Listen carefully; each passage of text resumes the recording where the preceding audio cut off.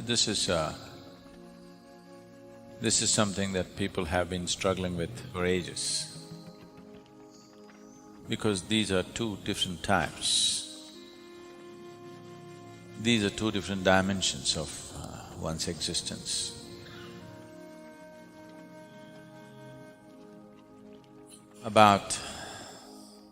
These two dimensions are about doing something, making something happen, and allowing something to happen to you. These are two different aspects.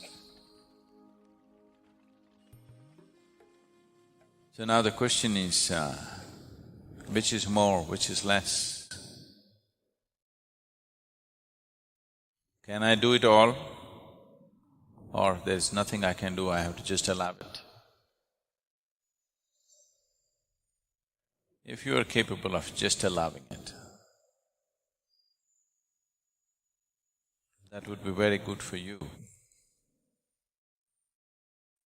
But if you are the kind who just allows things to happen to you, do not expect people around you to understand anything about you, because they will not understand. People around you cannot understand what it means to allow. Doing is something that they understand, but doing is a limited possibility, and doing is a very laborious process. It's like, if I want to bake bread,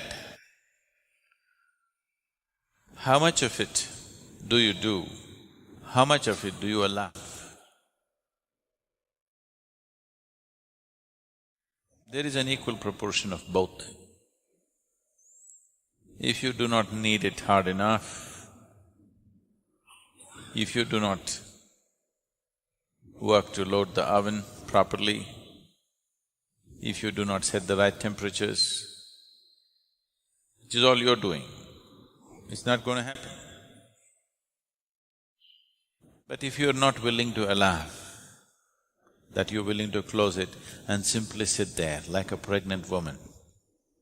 Yes, baking, if you do not know how to bake bread, it is all as complicated as bearing a child. Yes. You have to sit there and wait. If you're too much of a doer, you want to open every few moments and look at it, you will not have bread, you will have something else. This goes for baking bread, growing a plant, bringing up a child, or bringing yourself up, which is, you're realizing is the hardest task. That if you want to bring yourself up, there's a certain amount of striving and doing on your part to be done. But without allowing, it will be an extraordinarily difficult process and incomplete process for a very long time to come. So both are needed. If both have entered your life at the same time, you must consider yourself to be an extremely fortunate human being, whether you understand the fortune or not. Because there are people who for lifetimes are just doing without grace being available to them. There are people who are just waiting for grace to happen, not doing anything because they do not know what to do, doing their own little things without doing the right kind of thing to become open to the process. So these two kind of people exist everywhere in the world. Some are waiting for gods to do things for them. Some are trying to do everything by themselves. You are an extremely fortunate human being if action and receptivity both have come into your life at the same time. That you know how to perform action. Everything that you can do, you will do, but you have the sense and the gracefulness to sit and wait for that which you cannot do. So, it is that dimension, it is this combination of these two that we are effectively delivering through Isha Yoga. That people learn to do something about themselves, at the same time, people learn the humility of waiting. The devotion. Devotion is needed, otherwise one cannot wait. If you do not look up to something, you cannot wait.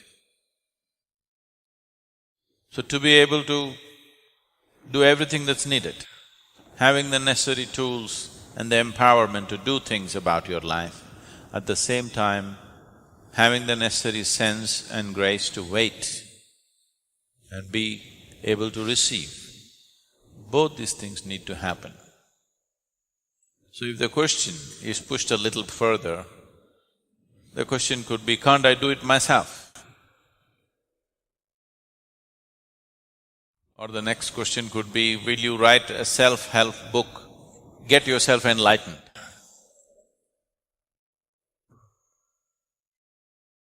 This happened at a doctor's office. A woman came with her husband who was limping and in a bad shape. She brought him slowly, he was leaning heavily on her, she brought him slowly and made him sit down. The receptionist who was sitting there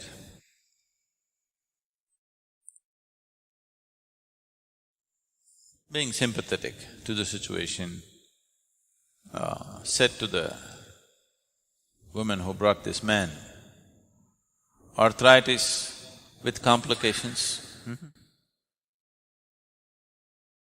The woman said, no. Self-help with concrete blocks.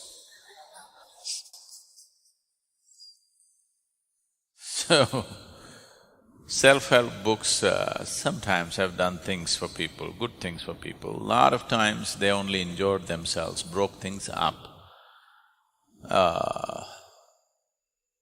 broke situations up in your life, because self-help is not always the right thing. But is it something that you don't do? No, you must do. So a combination of both is best. If you push one too far, you may lose your grounding. If you push your receptivity too far, not doing anything, you do not even know whether you're being receptive or just being lazy. If you try to do everything yourself, not allowing anything to be received, then it's like a plant which is trying to grow without sunlight. It will grow, but pale. It will not produce any flower or fruit. It'll be a long time before it can produce anything. We need a combination of both. The kriyas, the practices are a phenomenal way to prepare the system to be open to new possibilities. If your energies do not open up to new possibilities, then you're talking about a long drawn-out journey.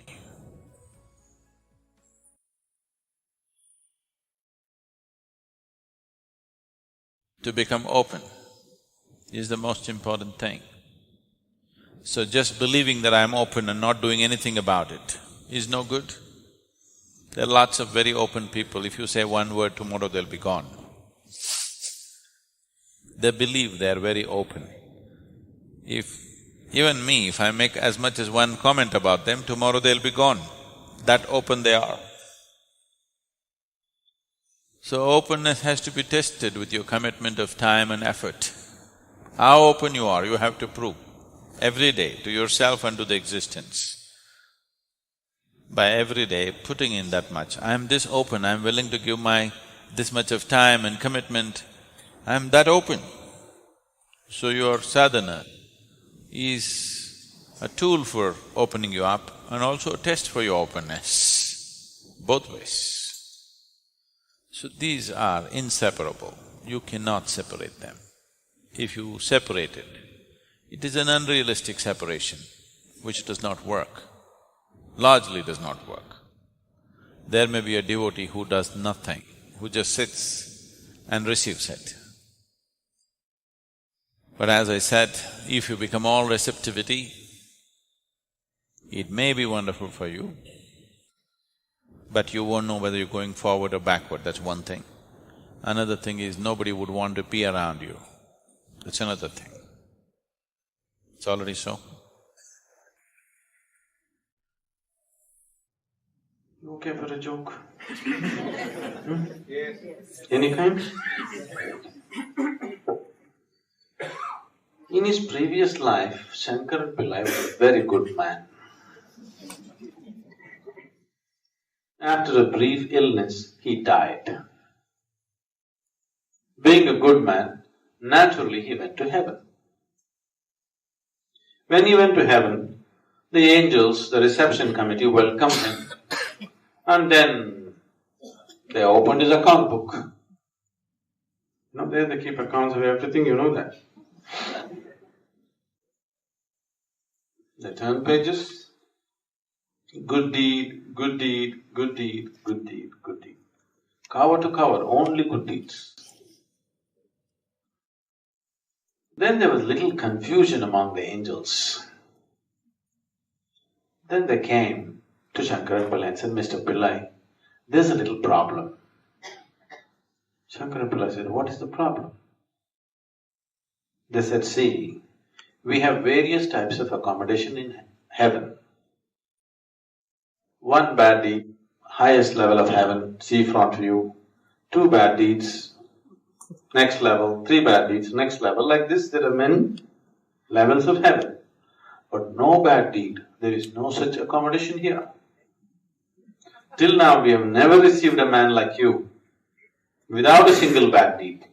So we don't know what to do with you. Shankaran Pillai said, what nonsense. I was such a good man in the world, nobody wanted to come anywhere near me.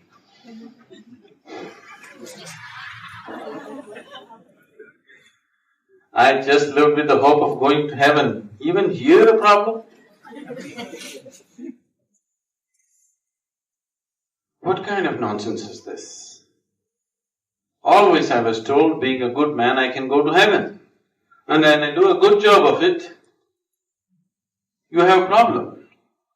Then the angels met among themselves, had a discussion, and they said, don't you worry, Mr. Pillai, we have found a solution. We are giving you 3 hours extra life. Your body is still intact anyway. You go back, just commit one bad deed. We'll put you in the highest heaven, nothing lost. And lo, he became alive here. He sat up once again. He sat here thinking how to commit a bad deed. See, no practice, not like you, you know. He never committed one. So he sat there thinking. 1.5 hours passed away. Then he suddenly realized, there's a woman, well past her prime in the neighborhood, who's been casting inviting glances at him. He being a good man, he never looked that way. Now he thought, okay, adultery is a bad deed. So he went. He went to that lady's house and knocked on the door. She came and opened the door. Shankaran Pillai said, I want you. Why, Mr. Pillai, they told me just yesterday evening that you're on your deathbed. What is this? He said, it doesn't matter, I want you. He went in. Whatever he lacked in practice, he made it up with his enthusiasm to go to heaven. Nature took over, things happened. Now, he looked at his time, the watch is ticking away. He doesn't want to die in her house. He wants to go back home and die. So, he's leaving in a hurry. He said, I need to go. And he came to the door. The lady also came to see him off. As he was leaving, the woman said, Mr. Pillai, do you know what a good deed you have done for me today? one more good deed. If you're too good, you'll neither make it here nor there. Because your goodness is always coming in comparing yourself with somebody or something, isn't it? How do you certify yourself, I'm a good man? You look at this one, he's not okay, she's not okay, she's not okay, he's not okay. Compared to all these people, I am a good man, isn't it? If you want to be really good, you have to make everybody in the world not okay. Please see, those people who think they are very good in their minds, nobody is okay, isn't it so? Have you noticed this? If nobody is okay in the world, it is not a question of goodness, it just means you're sick in your head. That's what it means. Yes or no? If nobody in the world is okay, what does it mean? You know, one of the things that your psychiatrist or psychologist will tell you is, if you start thinking everybody is not okay, that means you're heading for insanity. Yes? Because it is madness. And your goodness is just a kind of madness. Maybe it's needed to keep some balance in the society sometimes, but not for your evolution. Your morality will not evolve you. If you begin to recognize life as life, then you will see, as life you respond to life and you don't need morals. You know how to be. You will never cross any lines because there are no lines, but at the same time, you are simply incapable of doing anything harmful, that's all. You're not holding back, you're not controlling because somebody told you this is the way you must be, you should not do that, you should not do this. The very way you are, there is no question of harm, it doesn't exist in you. Effortlessly you can be good. Right now with great difficulty you're being good. And if you're too good, even in heaven they will reject you.